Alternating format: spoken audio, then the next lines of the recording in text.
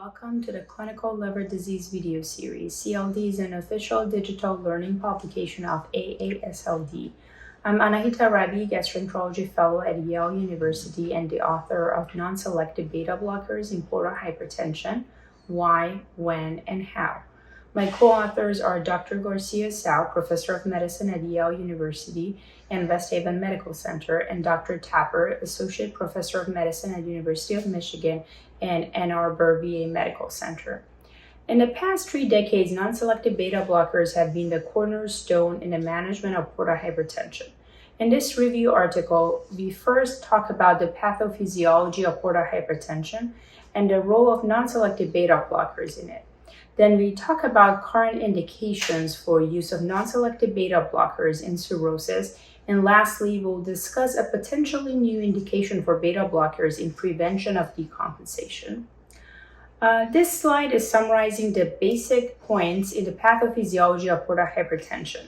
As you can see in this slide, the non-selective beta blockers work by decreasing the cardiac output and also by causing splanchnic vasoconstriction. Carvedilol, which is a newer non-selective beta blocker, additionally blocks alpha-1, which results in decreased intrahepatic resistance, which in turn results in greater reduction in portal pressure. Non-selective beta blockers are used for primary prophylaxis of variceal hemorrhage. Currently, the guidelines recommend non-selective beta blockers or endoscopic variceal ligation to prevent first variceal hemorrhage in patients with high-risk varices. The decision is usually based on patient and provider preferences. However, there are additional benefits to use of non-selective beta blockers, such as decreasing the risk of decompensation. Also, when patients are on non-selective beta blockers, there is no need to repeat endoscopic surveillance. In this figure, we have compared the risks and benefits of each approach, and we recommend discussion between the patient and the provider to decide what works best for each individual patient. Then we'll talk about the secondary prophylaxis of variceal hemorrhage. In patients who have previously bled from varices, combination therapy of non-selective beta blocker and variceal ligation is recommended. Multiple trials have demonstrated that benefits of combination therapy over either of these treatments alone. Interestingly, non-selective beta blockers have been shown to be the key component of this combination therapy and drive the majority of the benefit.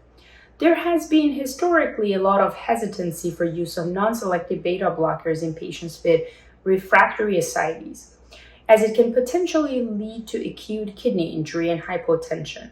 However, recent studies have shown that as long as the mean arterial pressure is maintained above 65, there is still a role for non-selective beta blockers, and it can actually improve survival.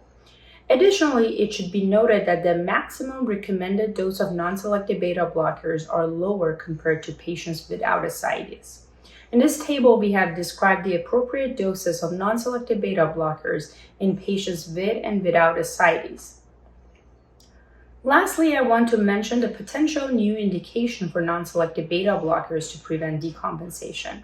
This is based on an excellent results of the PREDECI trial that showed that in patients with clinically significant portal hypertension, non-selective beta blockers can prevent decompensation. The study enrolled patients with clinically significant portal hypertension with no or small varices and randomized them to non-selective beta blockers versus placebo. And then they were able to demonstrate that the incidence of decompensation or death was significantly lower in the beta blocker group.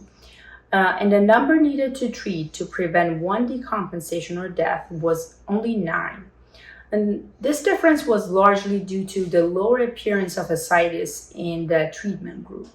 Despite some limitations, this landmark study could shift the paradigm of how we treat clinically significant portal hypertension and compensated cirrhosis, with the goal of changing the natural history of the disease rather than just preventing variceal bleeding. Obviously, more studies are needed to show feasibility and benefit, and actually the real world uptake of this practice. However, this is a really good start. On behalf of all of us in the CLT team, I hope you found this short summary of our article useful For more information about the use of non-selective beta blockers in portal hypertension, please visit us at www.cldlearning.com. Thank you so much for watching.